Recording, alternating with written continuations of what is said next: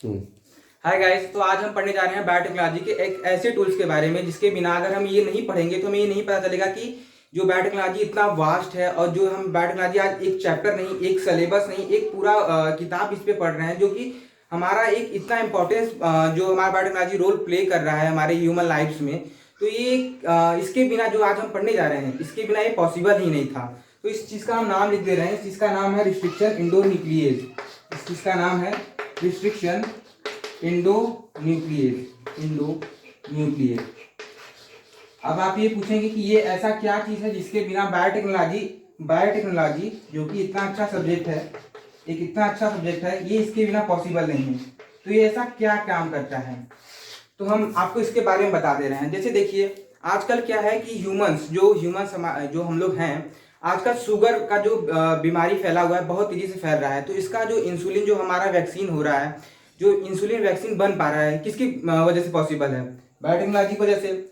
और बायोटेक्नोलॉजी किसकी वजह से पॉसिबल है? इस चीज़ के लिए जो रिस्ट्रिक्शन इंडोन्यूक्लियस है, इसके बिना बायोटेक्नोलॉजी पॉसिबल ही नहीं है।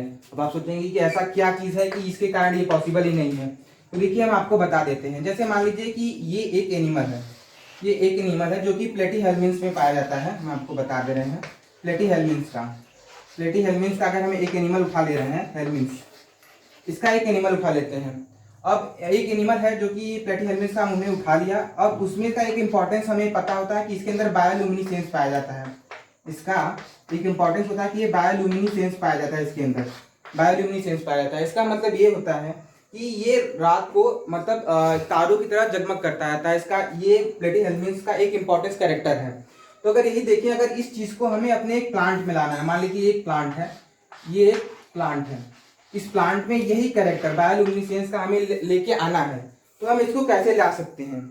तो इसको अगर हम एक काम करें कि जो ये कैरेक्टर दिखाता है बायोल्यूमिनेसेंस, यानी जो रात में चमकता रहता है, तो ये कैसे दिखाता है? ये दिखाता है बाय द हेल्प ऑफ, किसके हेल्प से? एक जीन की वजह से। इसके अंदर जो डीएनए का जीन पाया जाता है, एक जीन पाया जाता है जिसके कारण ये जो प्लेटीहेल्मिन्थ है वो बायोल्यूमिनेसेंस शो करता रहता है।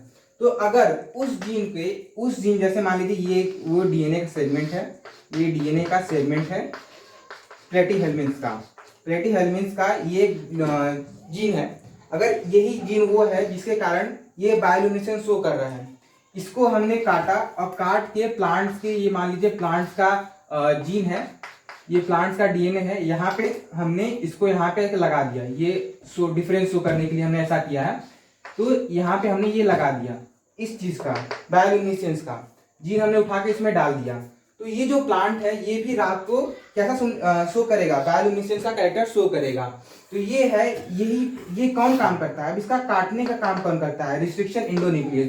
रिस्ट्रिक्शन इंडोन्यूक्लियस क्या काम करता है? इस चीज को, ये जो डीएनए का सेगमेंट है जो कि हमें चाहिए होता है, तो ये जो डीएनए का सेगमेंट हमें चाहिए होता है यहाँ पे काट के लगाने के लिए, अभी जब कटेगा नहीं तो यहाँ पे लगेगा नहीं, तो इसको काटने के लिए जो एपरेटस हमें चाहिए होता है वो होता है रिस्ट्रिक्शन इंडोन्यूक्लियस। तो ये हमने बता दिया कि रिस्ट्रिक्शन इंडोन्यूक्लियस होता क्या है, इसका बेसिक्स हमने आपको क्लियर कर दिया। तो अब बताते हैं कि रिस्ट्रिक्शन इंडोन्यूक्लियस पाया कहाँ जाता है, सबसे पहले कहाँ पाया गया था, और जनरल चीजें जिसको थोड़ा इंपॉर्टेंस इसका अच्छा लगे पढ़ने में आपको, तो हम आपको बता देते हैं कि सबसे पहले रिस्ट्रिक्शन इंडोन्यूक्लियस शॉर्ट फॉर्म में मैंने लिख दिया इस चीज को। तो ये 1963 में इसको सबसे पहले एक साइंटिस्ट ने पाया, इसको खोजा था 1963 में, और इसको नाम भी दे दिया था मॉलिक्यूलर सीजर। इसका नाम दे दिया था मॉलिक्यूलर सीजर से आप सिंपल समझ सकते हैं। मॉलिक्यूल मतलब हमारा ह्यूमस जो भी मतलब मॉलिक्यूल्स है, डीएनए मॉलिक्यूल्स है, और सीजर मतलब होता है कैंची मतलब ये काटने का काम करता है। जो भी हमारा डीएनए का सेगमेंट है उसको काटने के लिए काम करता है रिस्ट्रिक्शन इंडोन्यूक्लियस, तो जिसको हम इसी तरीके से हमने बोल दिया मॉलिक्यूलर सीजर।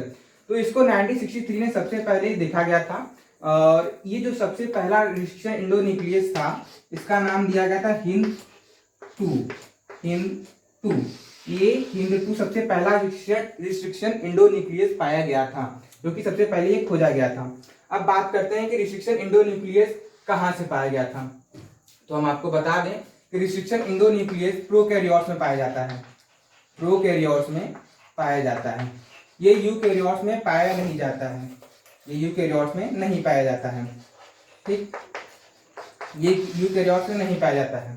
अब इसके लिए हम आपको इसका बता दें कि जैसे देखिए यू पर प्रोकैरियोट्स में, जैसे बैक्टीरिया में तो आपके मन में ये सवाल जरूर उठा होगा कि जैसे ये बैक्टीरिया, मान लीजिए हमने बैक्टीरिया बना दिया, ये बैक्टीरिया बना दिया, तो ये करता क्या है, रिस्ट्रिक्शन एंडोन्यूक्लियस काम क्या करता है, ये बैक्टीरिया के अंदर पाया क्यों जाता है। सबसे पहले इंपॉर्टेंट क्वेश्चन ये उठता है कि बिना वजह कोई भी नेचर में ऐसा काम होता ही नहीं है कि जिसके, देखिए प्रोकैरियोट्स क्या होता है, ये हमेशा लेस एनर्जी अपना कंज्यूम करता है ताकि जो भी हमारा एनर्जी है वो बचा सके। तो अगर ये एनर्जी बचाना चाहता है तो इसके अंदर ये फालतू का रिस्ट्रिक्शन एंडोन्यूक्लियस क्यों पाया गया, आखिर इसका कुछ इंपॉर्टेंस होना चाहिए ना, बैक्टीरिया में बेफालतू का ये क्यों पाया जाता है इसके अंदर। इसका मेन रीजन ये है कि ये जो इसके अंदर इसका खुद का, बैक्टीरिया का खुद का तो डीएनए पाया जाएगा, तो हमने इसको लिख दिया डीएनए इसका है, ये बैक्टीरिया का है, बी से हमने दिखा दिया कि ये डीएनए बैक्टीरिया का है। अब हमने क्या किया कि अब यहाँ से कुछ ऐसे बैक्टीरिया है, तो बैक्टीरियोफाज मतलब ऐसे वायरसेस होते हैं जो कि अटैक करते रहते हैं बैक्टीरिया पे, तो उसको बोलते हैं बैक्टीरियोफाज।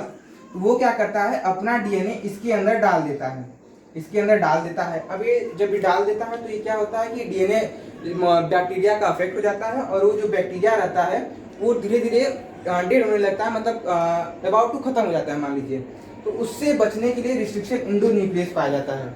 रिस्ट्रिक्शन एंडोन्यूक्लियस बैक्टीरिया के अंदर इसीलिए पाया जाता है ताकि जो भी फॉरेन डीएनए आए अगर इसके अंदर, बैक्टीरिया के अंदर, तो इसे कट कर दे, इस तरीके से कट करे कि जो बैक्टीरिया का जो भी इसके अंदर ये पाया जाता है फॉरेन डीएनए वो कट हो जाए। तो यहाँ पे अगर बैक्टीरिया का फॉरेन डीएनए कट हो जाएगा, कई फ्रेगमेंट में कट हो जाएगा, तो जो वायरस है इसके ऊपर अटैक शो नहीं कर पाएगा। तो जब अगर इसीलिए पाया था restriction endonuclease.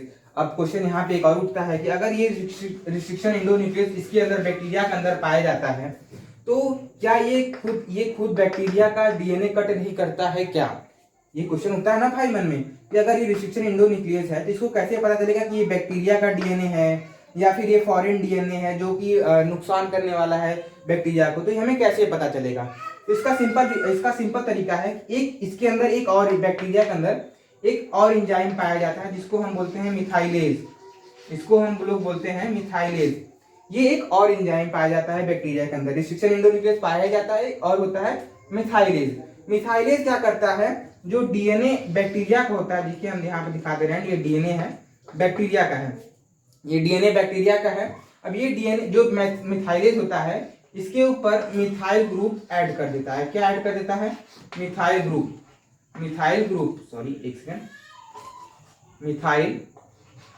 Methyl group add कर देता है डीएनए के बैक्टीरिया के ऊपर, जिससे हमें ये क्लियर पता चल जाता है कि ये डीएनए का बैक्टीरिया है। रिस्ट्रिक्शन एंडोन्यूक्लियस को ये क्लियर पता चल जाता है कि ये डीएनए का बैक्टीरिया है क्योंकि इसके ऊपर मिथाइल ग्रुप ऐड है। लेकिन जिसके ऊपर मिथाइल ग्रुप ऐड नहीं रहेगा बैक्टीरिया के अंदर, अगर वो डीएनए पाया जाता है तो वो रिस्ट्रिक्शन एंडोन्यूक्लियस उसको आराम से काट के इतने फ्रेगमेंट में कर देगा ताकि वो जो भी डीएनए का जीन है, जो भी अपना कैरेक्टर दिखाना चाहता है वो दिखा नहीं पाएगा। तो ये था रिस्ट्रिक्शन एंडोन्यूक्लियस का। तो यहाँ से हमें क्या क्या पता चला, पहला कुछ पॉइंट्स हम यहाँ पे आपको दिखा देते हैं कि रिस्ट्रिक्शन एंडोन्यूक्लियस हमें क्या क्या यहाँ पे पता चला। तो पॉइंट्स कंक्लूजन हमें यहाँ पे दिखा दे रहे हैं कि इस स्लाइड से हमें क्या क्या पता चला। पहला, ये 1963 में पाया गया था। फर्स्ट जो रिस्ट्रिक्शन एंडोन्यूक्लियस था उसका नाम हिंद-2 था, इस पे हम बात करेंगे कि इसका नाम हिंद-2 क्यों था। सेकेंड, और क्या पता चला कि ये सिर्फ प्रोकैरियोट्स में पाया जाता है, प्रोकैरियोट्स में पाया जाता है। ठीक, इसका ये भी पता चला कि डीएनए इसका फंक्शन क्या है, इसका फंक्शन क्या है, ठीक, ये पता चल गया। और बैक्टीरिया में कैसे रोल प्ले करता है ये भी हमें पता चल गया। ठीक, अब हम बात करते हैं रिस्ट्रिक्शन एंडोन्यूक्लियस का, कुछ और भी बात करते हैं। जैसे देखिए कुछ और भी रिस्ट्रिक्शन एंडोन्यूक्लियस के बारे में हम अब बात करने वाले हैं। तो रिस्ट्रिक्शन एंडोन्यूक्लियस मॉलिक्यूलर फीचर है, ये भी हमें नाम पता हो गया है। तो रिस्ट्रिक्शन हो गया, रिस्ट्रिक्शन एंडोन्यूक्लियस। रिस्ट्रिक्शन एंडोन्यूक्लियस के बारे में बात करते हैं। तो रिस्ट्रिक्शन एंडोन्यूक्लियस का हम नेमिंग बात करते हैं, नेमिंग। ठीक, अब नेमिंग की बात करते हैं। जैसे हम आपको दो ठो बता दे रहे हैं, देखिए एक तो है हिंद-2, एक हो गया हिंद-2 और एक हो गया इको R1। ये हम आपको दो एग्जाम्पल बता दे रहे हैं। किसका एग्जाम्पल है? ये एग्जाम्पल है रिस्ट्रिक्शन इंडोन्यूक्लियस के। हम दो एग्जाम्पल आपको हमने यहाँ पे बता दिया। अब हम बात करते हैं कि रिस्ट्रिक्शन इंडोन्यूक्लियस की नेमिंग कैसे करते हैं। ठीक है, तो अभी देखिए इसमें करता क्या। जैसे हम मान लेते हैं हिंद 2 को उठा लेते हैं, हिंद 2। अब हिंद 2 इसका नेमिंग जैसे भी रिस्ट्रिक्शन इंडोन्यूक्लियस में मिल गया तो इसका नेमिंग हम कैसे करेंगे, इस चीज पे हम बात कर रहे हैं। तो हिंद 2 क्या, देखिए यहाँ पे ये उठाया गया था हीमोफाइलस, सॉरी स्पेलिंग थोड़ी सी मिस्टेक हो गई, हीमोफाइलस इन्फ्लुएंजी से, Haemophilus influenzae, Haemophilus influenzae D. अब ये डी क्या है बताएंगे अभी। हीमोफाइलस, यहाँ पे देखिए हम क्या करते हैं, हीमोफाइलस के यहाँ से ये उठा लेते हैं H और यहाँ से IN उठा लेते हैं। तो फर्स्ट यहाँ से उठाया हमने नेमिंग, यहाँ से H, यहाँ से IN उठा लिया और ये D है। ये देखिए ये क्या है, जीनस है, जीनस, ये है स्पीसीज और ये है स्ट्रेन। अब स्ट्रेन बहुत सिंपल चीज है, इसका डेफिनेशन हम बता देंगे बाद में। पहले जीनस स्पीसीज के बारे में बात करते हैं। तो यहाँ पे देखिए यहाँ से H उठा लिया फर्स्ट से, यहाँ से सेकेंड से हमने IN उठा लिया, ये सेकेंड उठा लिया और D यहाँ से उठा लिया। इसका नाम हो गया हिंद। अब पूछेंगे 2 कहाँ से आया, तो 2 है कि किस मतलब कौन से नंबर पे इसको हमने डिस्कवर किया था। मतलब कि हिंद 1 सबसे पहले डिस्कवर हुआ, हिंद 1 डिस्कवर हुआ, फिर हिंद 2 डिस्कवर हुआ। तो आपको समझ में आएगा कि हिंद 2 इसका नाम क्यों रखा गया, कि किस वे से हमारा किस लाइनअप पे ये डिस्कवरी इसका हुआ था। तो हिंद सेकेंड। लेकिन अभी हमने कुछ देर पहले आपको बताया कि सबसे पहला रिस्ट्रिक्शन इंडोन्यूक्लियस डिस्कवर हुआ था हिंद 2। अब कोई बता सकता है कि ये कैसे हुआ था हिंद 2? अगर ये बुक में भी दिया हुआ है, हर बुक में दिया हुआ है कि सबसे पहला रिस्ट्रिक्शन इंडोन्यूक्लियस डिस्कवर हुआ हिंद 2। लेकिन मैंने अभी बताया कि हमने जो नंबरिंग किया है वो 1 और 2 किसी बेस पे किया है कि ये जो हिंद 2 है नंबरिंग हिसाब से किया, किस हिसाब से डिस्कवर हुआ है। यहाँ पे कंफ्यूजन कुछ नहीं है। देखिए हिंद 2 जो है वो पूरी तरीके से कंप्लीट काम नहीं करता है रिस्ट्रिक्शन इंडोन्यूक्लियस का। पूरा जो रिस्ट्रिक्शन इंडोन्यूक्लियस का काम होना चाहिए वो पूरी तरीके से नहीं काम करता है। लेकिन हिंद 2 पूरा रिस्ट्रिक्शन इंडोन्यूक्लियस का काम करता है, इसलिए इसको सबसे पहले डिस्कवरी नाम दिया गया और हिंद 2 हो गया सबसे पहला डिस्कवरी होने वाला रिस्ट्रिक्शन इंडोन्यूक्लियस। अब बात करते हैं इको R1। ये आपको देख ली है कि इसका नेमिंग कैसे हुआ, तो इको R1 का भी हम बता दे रहे हैं। इको R1 का हम बता दे रहे हैं कि इको R1 का नेमिंग कैसे हुआ। तो इसका नाम पड़ा है इसीरिशिया कोलाई, इसीरिशिया कोलाई RY13। ये इसका पूरा नाम है इको R1। देखिए यहाँ से ई उठा लिए, जीनस है, आपको बता देंगे ये जीनस है, ये स्पीसीज है और ये स्ट्रेन है। और ये इसका नेमिंग, स्ट्रेन का मतलब नेमिंग है। यहाँ से हमने उठाया ई, यहाँ से उठाया CO और यहाँ से उठाया R और ये हो गया 1, इको R1। तो समझ में आ गया इको R1 नेमिंग कैसे हुआ और ये इसका इसीरिशिया कोलाई का नेमिंग कैसे हुआ। अब बात करते हैं, अब इसका नेक्स्ट टॉपिक है इसीरिशिया कोलाई। रिस्ट्रिक्शन इंडोन्यूक्लियस का नेमिंग हमने बता दिया। अब ये बता दें कि अब तक 900 से ज़्यादा रिस्ट्रिक्शन इंडोन्यूक्लियस हम पा चुके हैं। रिस्ट्रिक्शन इंडोन्यूक्लियस हम पा चुके हैं अब तक। कितने स्ट्रेन में से? 230 स्ट्रेन ऑफ बैक्टीरिया में से हम लोग इस चीज़ को पा चुके हैं। 900 रिस्ट्रिक्शन इंडोन्यूक्लियस हम पा चुके हैं। अब बात करते हैं इसका रिस्ट्रिक्शन इंडोन्यूक्लियस।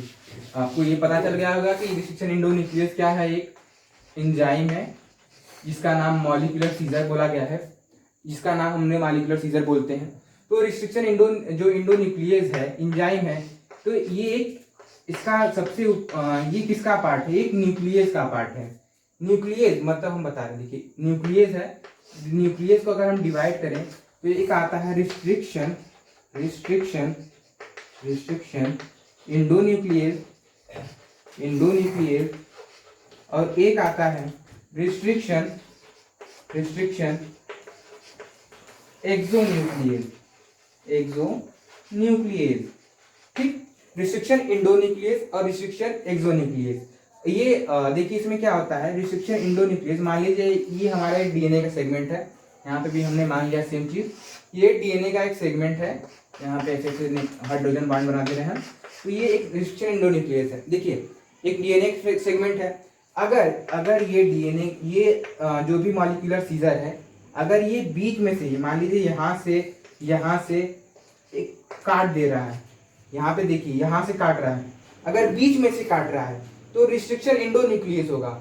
अगर वही चीज ये कॉर्नर पे से काट रहा है, यहाँ से मान लीजिए यहाँ से काटा इसने, यहाँ से ये काटा, देखिए ये सेगमेंट कॉर्नर से, मतलब एट द एज से अगर काटता है तो एक्सोन्यूक्लियस, मतलब बाहर की तरफ से काटता है, एक्सो मतलब बाहर होता है, एक्सो से काट रहा है मतलब बाहर से काट रहा है तो रिस्ट्रिक्शन एक्सोन्यूक्लियस। अगर वही चीज वो बीच में से काट रहा है तो उसको बोलेंगे रिस्ट्रिक्शन एंडोन्यूक्लियस। तो ये हो गया। अब आप पूछेंगे कि रिस्ट्रिक्शन एंडोन्यूक्लियस एक्सोन्यूक्लियस, ये तो सही है, हमारा टॉपिक एंडोन्यूक्लियस है इसलिए उसको इरेज कर दे रहे हैं। अब ये टॉपिक ये है रिस्ट्रिक्शन एंडोन्यूक्लियस जो होता है, रिस्ट्रिक्शन एंडोन्यूक्लियस, ये इसको पता कैसे चलता है कि हमें इस जगह को ही काटना है। हमें ये पता होना चाहिए ना भाई कि ये रिस्ट्रिक्शन एंडोन्यूक्लियस कहीं से नहीं काटना चाहिए बीच। जैसे देखिए ये डीएनए का सेगमेंट है, मान लीजिए A T G A T T C, ऐसा सेम इधर भी है, इसका सेम हम इधर भी बना दे रहे हैं, ए जी ए टी टी और ये सी, ठीक ऐसा बना दे रहे हैं। तो देखिए अब क्या है, इसको पता कैसे चलेगा कि हमें काटना कहाँ पे है। रिस्ट्रिक्शन एंडोन्यूक्लियस को ये पता होना चाहिए ना कि इसको कट कहाँ पे करना है। तो ये क्या करता है, एक पर्टिकुलर सीक्वेंस को कट करता है, जहां पे उसको एक सीक्वेंस दिख गया वहीं पे वो कट करेगा। जैसे इसको ऑर्डर मिलेगा कि अगर आपको वहां पे जाके कट करना है उसी ऑर्डर पे वो कट करेगा। जैसे इसको मिल गया कि यहाँ पे घा तक ऐसा अगर आपको सीक्वेंस दिख जाता है किसी भी डीएनए सीक्वेंस में अगर कहीं भी ऐसा आपको सीक्वेंस दिख जाता है तो वहां पे आप जाके काट सकते हैं। तो ये जो सीक्वेंस है, मतलब ऐसा सीक्वेंस है, इस सीक्वेंस को हम बोलते हैं पैलिंड्रोमिक सीक्वेंस।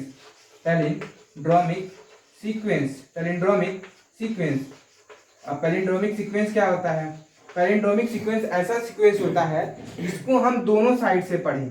अब इस साइड से भी मान लीजिए हमने पढ़ा A to Z लिखा हुआ है, अगर इस साइड से हमने पढ़ा तो भी A to Z दिखे, और जब इस साइड से भी पढ़ा तो A to Z दिखे। इसका एग्जांपल देखिए मलयालम होता है, जैसे देखिए एक सेकंड रुकेगा, मलयालम अभी देखिए हम इस साइड से भी अगर हम पढ़ें इस चीज को तो हम मलयालम पढ़ेंगे, और इस साइड से भी अगर आके हम पढ़ते हैं इसी चीज को तो मलयालम ही पढ़ेंगे। तो इसको बोलते हैं पैलिंड्रोमिक सीक्वेंस, मतलब दोनों जगह से, यहाँ से भी और यहाँ से भी पढ़ने पे अगर सीक्वेंस सेम आ जा रहा है इसको बोलते हैं पैलिंड्रोमिक सीक्वेंस। ठीक है, तो आपको समझ में आ गया कि ये किस सीक्वेंस पे काटता है। अब एक चीज और बात करते हैं कि जब ये काटता है रिस्ट्रिक्शन एंडोन्यूक्लियस, जब ये डीएनए को कट करता है तो कौन सा सीक्वेंस, मतलब डीएनए का काट दे रहा है, डीएनए को अगर ये डीएनए टेम्पलेट मतलब डीएनए सीक्वेंस है, डीएनए है, उसको कट कर रहा है तो हमारा कैसा मिल रहा है, हमें कैसा एक फ्रेगमेंट डीएनए का मिल रहा है, तो उस पर बात करते हैं। रिस्ट्रिक्शन एंडोन्यूक्लियस से कट करने पे कैसा सा हमें स्ट्रक्चर मिल सकता है, ठीक है, तो उस पर बात कर लेते हैं। तो रिस्ट्रिक्शन एंडोन्यूक्लियस अगर कट करता है तो ये दो तरीके से कट करता है, एक तरीका होता है ब्लंट एंड, एक होता है ब्लंट एंड और एक होता है स्टिकी एंड। एक होता है ब्लंट एंड, एक होता है स्टिकी एंड। तो ब्लंट और स्टिकी में क्या डिफरेंस है, देखिए रिस्ट्रिक्शन एंडोन्यूक्लियस जो होता है ये क्या करता है कि ये मान लीजिए ये सीक्वेंस है, इसके पास ये सीक्वेंस है, ये डीएनए है, ये डीएनए सीक्वेंस है मतलब, तो ये क्या करता है, ये मान लीजिए ऐसा है, ठीक, जी ए टी जी सी, यहाँ पे कुछ भी मान लीजिए, एक सेकंड, यहाँ पे मान लीजिए कुछ भी है, ऐसा मान लिए, ऐसा मैंने मान लिया सी ऐसा मान लिया, ऐसा होता नहीं है, बस एक इमेजिन करिए ऐसा एक स्ट्रक्चर है। तो अगर ब्लंट एंड वाला रिस्ट्रिक्शन एंडोन्यूक्लियस कट करता है तो यहाँ पे क्या होगा, ये मिडिल से काट देगा, यहाँ से भी इक्वल होगा, यहाँ से भी सीक्वेंस इक्वल होगा। यहाँ पे भी देखिए हमने 3 सीक्वेंस है, यहाँ पे भी 3 सीक्वेंस है। ये देखिए आपस में पेयर्ड फॉर्म में कट हुआ है। कैसा कट हुआ है? पेयर्ड फॉर्म में। देखिए ये भी पेयर्ड है, ये भी पेयर्ड है, दोनों तरफ से, ये भी ये भी ये भी ये भी। देखिए ये भी यहाँ से पेयर्ड है, ये भी यहाँ से पेयर्ड है, मतलब यहाँ पे ये पेयर्ड फॉर्म में कट कर रहा है रिस्ट्रिक्शन इंडोन्यूक्लियस।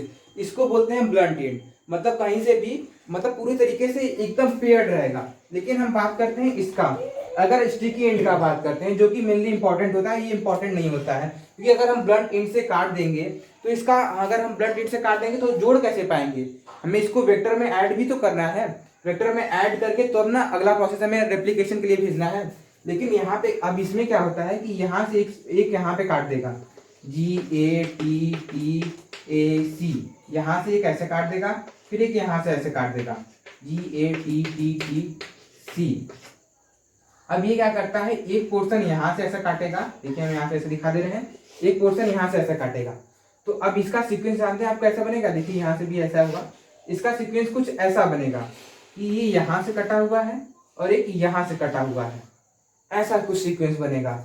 यहाँ से एक देखिए ये सीक्वेंस जो होगा, एक यहाँ से कटा हुआ होगा और एक यहाँ से ऐसा कटा हुआ होगा, जिसके कारण अगर हम ऐड करेंगे तो यहाँ से एक वेक्टर जुड़ेगा और वेक्टर का एक पोर्शन यहाँ से जुड़ेगा और ये जाके आगे अपना रेप्लिकेशन के लिए काम हो जाएगा। ये वेक्टर है, इसको हमने कट करने के लिए ऐसे दिखा दिया, ठीक। तो स्टिकी एंड और ये ब्लंट एंड आपको क्लियर हो गया होगा। अब लास्ट कुछ टॉपिक बचा है कि नहीं? आलम हो गया, कटिंग हो गया, स्टिकी एंड हो गया, शायद ये था लास्ट था, और कुछ बचा नहीं है रिस्ट्रिक्शन इंडोन्यूक्लियस में, ठीक है। Thank you. रुकिए, हम आपको बता रहे, थैंक यू बोल दिए, लेकिन हमको लगता है कि स्टिकी एंड और ब्लंट एंड थोड़ा सा क्लियर नहीं कर पाए हैं। तो एक बार वापस से हम आपको समझा दे रहे हैं कि ब्लंट और स्टिकी एंड में क्या डिफरेंस है। रिस्ट्रिक्शन इंडोन्यूक्लियस यहाँ पे डाल दे रहे हैं, एक ब्लंट और एक ये एक ब्लंट है और ये एक है स्टिकी एंड, ठीक है। हम आपको बता दे रहे हैं कि ये थोड़ा इंपॉर्टेंट टॉपिक है, इसलिए वापस समझा दे रहे हैं कि ब्लंट और स्टिकी एंड में क्या होता है। तो देखिए यहाँ पे हम ब्लंट एंड को समझा दे रहे हैं वापस से। ये डीएनए सेगमेंट है, ये डीएनए सेगमेंट उठा लिया हमने, और यहाँ पे हमने उठा लिया एक ऐसा, ये डीएनए का बेस पेयर है, ठीक। यहाँ पे भी 3 उठा रहे हैं, यहाँ पे भी 3 उठा रहे हैं समझाने के लिए। यहाँ पे CCC, यहाँ पे GGG, ठीक, यहाँ पे GGG, यहाँ पे CCC। तो ये रिस्ट्रिक्शन इंडोन्यूक्लियस जो ब्लंट एंड में पाया जाता है, ये क्या करता है, ये कुछ इस तरीके से कट करता है डीएनए सेगमेंट को, डीएनए फ्रेगमेंट को, कि जो हमारा अगर यहाँ ये कट करेगा इस तरीके से कि हमारा जो डीएनए का फ्रेगमेंट अगला मिलेगा वो दोनों हमेशा पेयर्ड फॉर्म में रहेंगे। यहाँ पे पेयर्ड फॉर्म में देखिए ये 3 यहाँ पे भी पेयर्ड रहेंगे, 3 यहाँ पे भी पेयर्ड रहेंगे। अब यहाँ पे 3 पेयर्ड है, यहाँ पे भी 3 पेयर्ड है। तो अगर बेसिस जब पेयर हो जाएंगे, यहाँ पे बेसिस देखिए पेयर हो गए, 3 बेस पाए जा रहे थे और तीनों बेस पेयर हो गए। अगर जो तीनों बेस पेयर हो गए, हमारे पास अगला ज्वाइन होने के लिए डीएनए सेगमेंट के लिए एक बेस चाहिए होता है, जिससे जाके अटैच हो सके वो डीएनए का सेगमेंट अगला। अगर यहाँ पे एक बेस खाली रहेगा तभी ना आके कोई आगे अटैच कर पाएगा, लेकिन यहाँ पे तो खाली है ही नहीं, 3 यहाँ भी भरा हुआ है, 3 यहाँ भी भरा हुआ है। तो ब्लंट एंड का इसलिए कोई खासा काम डायरेक्ट इमेजिन में पाया नहीं जाता है। तो जो रिस्ट्रिक्शन इंडोन्यूक्लियस ब्लंट एंड वाला होता है उसका यूज काफी होता नहीं है। तो ये आप देख लीजिए, इसको समझा दिए कि ये पेयर्ड फॉर्म में हमेशा होता है। अगर एग्जाम में आएगा तो आप ऐसा डायग्राम बना के ऐसा शो कर देंगे और बता देंगे कि ये पेयर्ड फॉर्म में पाया जाता है, इसका कुछ ज्यादा इंपॉर्टेंस वर्टिकल नहीं पाया जाता है। अब बात करते हैं स्टिकी एंड में, जो कि इंपॉर्टेंट है। स्टिकी एंड में ऐसा क्या होता है जो कि इंपॉर्टेंट है, आप ये देखिए स्टिकी एंड क्या होता है। अब ये है एक डीएनए सेगमेंट, ये है एक डीएनए सेगमेंट, और ये है एक वेक्टर, ये है एक वेक्टर। क्या है? ये वेक्टर है, इसको हम लिख दे रहे हैं वेक्टर है, ठीक। ये एक वेक्टर है और ये एक डीएनए सेगमेंट है, ठीक है। अभी इसमें होता क्या है, देखिए यहाँ पे डीएनए सेगमेंट हम इसको बना दे रहे हैं GATTC, और यहाँ पे हम इसको फिर बना रहे हैं यहाँ पे एक और बनाना पड़ेगा, एक यहाँ पे A, फिर यहाँ पे T, फिर यहाँ पे T और फिर यहाँ पे C, ठीक। सेम सीक्वेंस जो यहाँ पे है, देखिए हमने बताया था कि पैलिंड्रोमिक सीक्वेंस है, देखिए GAATTC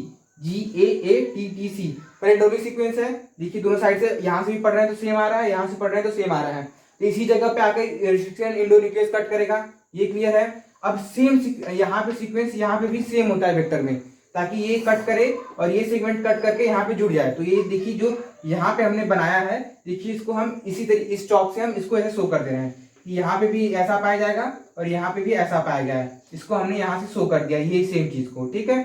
अब देखिए, अब रिस्ट्रिक्शन एंडोन्यूक्लियस क्या होता है।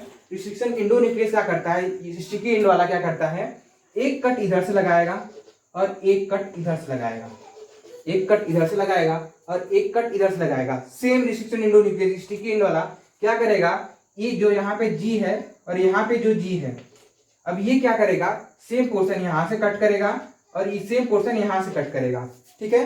सेम पोर्शन इधर से कट कर दिया तो ये इतना डीएनए सेगमेंट, इतना डीएनए सेगमेंट ऐसे कुछ अलग हो जाएगा, ऐसे कट के अलग बाहर से आ जाएगा, ऐसा कट के, ऐसा ये देखिए, ऐसा कट के अलग से ऐसा डीएनए सेगमेंट ऐसा बाहर आ जाएगा। और सेम पोर्शन यहाँ से भी जो वेक्टर का है, वेक्टर का भी सेम पोर्शन यहाँ से, वेक्टर का देखिए हम इस कलर से दिखा दे रहे हैं, वेक्टर वाला जो डीएनए सेगमेंट कटेगा ये भी सेम कट के यहाँ से निकल जाएगा, ये कट के बाहर निकल जाएगा। इसका हमें रूल चाहिए नहीं, हमें चाहिए था इस चीज का डीएनए सेगमेंट। जब ये चीज इसमें बैठ जाएगा, ये जो पीला वाला है अगर इसमें आके यहाँ पे फिट हो जाएगा, बैठ जाएगा, तो क्या होगा कि जो हमें डीएनए सेगमेंट जैसा हमें चाहिए होता, फिर ये हम क्या करेंगे, ये वेक्टर ले जाके हम किसी भी मान लीजिए प्लांट में चाहिए होता, हमने एग्जाम्पल उठाया था, उस प्लांट में हम डाल देंगे ये वेक्टर, और वेक्टर वहां पे रेप्लिकेट करके बायोलुमिनेसेंस शो कर देगा। तो अगर हम इस चीज को वापस इसमें डालेंगे तो इसका डीएनए इसमें डालेंगे तो इसका कोई फायदा तो है नहीं। जो हमें डीएनए सेगमेंट चाहिए था, जो ये कलर देखा ना भाई, बायोलुमिनेसेंस हमने दिखाया था शुरू में ना, कि जो प्लांट हो एनिमल है उस शो कर रहा था बायोलुमिनेसेंस, वो हमें प्लांट में डालना था। तो प्लांट, ये प्लांट है और ये क्या है, ये डीएनए सेगमेंट है जो कि जिसके कारण लाइट आता रहता है, उसी के कट, उसी डीएनए को यहाँ पे सेगमेंट हमने कट किया और एक वेक्टर, जैसे एक कार नहीं होता है, उसी कार में से हमने एक चीज को उठाया, अब मान लीजिए एक सीट को उठाया और सीट की जगह अपना सीट लगाया और प्लांट में घुसा दिया। उसके कारण क्या होगा, जब प्लांट में घुस जाएगा डीएनए सेगमेंट, इतना डीएनए सेगमेंट जब घुस जाएगा तो प्लांट जो करेगा, प्लांट भी ऐसा बायोलुमिनेसेंस शो करने लगा। ये फायदा है स्टिकी एंड का कि यहाँ से इस चीज को ऐसा कट कर दिया जाएगा, इसका जो सेगमेंट बाहर निकलेगा, यहाँ से इसका जो सेगमेंट बाहर निकलेगा ये कुछ ऐसे निकलेगा, ए टी टी सी और इसके साथ एक ज्वाइंट रहेगा जी। ये एक ऐसा डीएनए फ्रेगमेंट ऐसा बाहर निकल जाएगा। इसका एक ऐसा डीएनए फ्रेगमेंट, इस डीएनए से हम बाहर निकालेंगे जो कि ल्यूमिनेसेंस दिखा रहा है, उसका यहाँ से डीएनए सेगमेंट बाहर निकालेंगे। सेम जो रिस्ट्रिक्शन एंडोन्यूक्लियस होगा वो यहाँ पे आके सेम इसी तरीके से जो यहाँ पे डीएनए का सीक्वेंस कट किया है, सेम यहाँ से भी कट करेगा और ये चीज जाके यहाँ पे जुड़ जाएगा। सेम पोर्शन जो यहाँ पे ये सीक्वेंस दिख रहा है, ये सीक्वेंस यहाँ पे भी कट होगा और ये वाला आके यहाँ पे जुड़ जाएगा। जब ये जुड़ जाएगा तो इंटरज्वाइन करके एक वापस से ऐसा कुछ स्ट्रक्चर बनाएगा। जब ये जुड़ जाएगा ये दोनों तो कुछ ऐसा सा स्ट्रक्चर बनाएगा। देखिए ये स्ट्रक्चर कुछ ऐसा होगा, ये हो गया और ये हो गया जी। अब इसमें क्या होगा, ये फाइनली कुछ ऐसा लुक दिखेगा इसका। देखिए ये वेक्टर पहले से ऐसा होगा, अब यहाँ पे देखिए एक ऐसा लुक दिखेगा आपको, एक ऐसा लुक दिखेगा, ये सॉरी हाँ, ये इसका फाइनल लुक कुछ ऐसा होगा। ये आपका वेक्टर दिखेगा। हम पूरा स्टिकी एंड देखिए दिखा दे रहे हैं। स्टिकी एंड से यहाँ से इतना पोर्शन कटेगा, ये पोर्शन यहाँ से, ये पोर्शन यहाँ तक कटेगा। सेम पोर्शन हमने यहाँ से भी काट लिया, जो पोर्शन यहाँ पे कटा है सेम स्टिकी एंड से हमने यहाँ पे भी कट कर लिया। अब क्या करेंगे, स्टिकी एंड यहाँ पे आके जुड़ेगा तो देखिए कुछ स्ट्रक्चर ऐसा दिखेगा। यहाँ से ए से स्टार्टिंग है, ए से स्टार्टिंग है, ये पूरा यहाँ से पोर्शन यहाँ पे आके जुड़ गया है और ये पोर्शन बाहर निकल गया है और ये स्टिकी एंड क्लियर हो जाएगा। यहाँ पे पॉइंट आपको क्लियर हो गया है।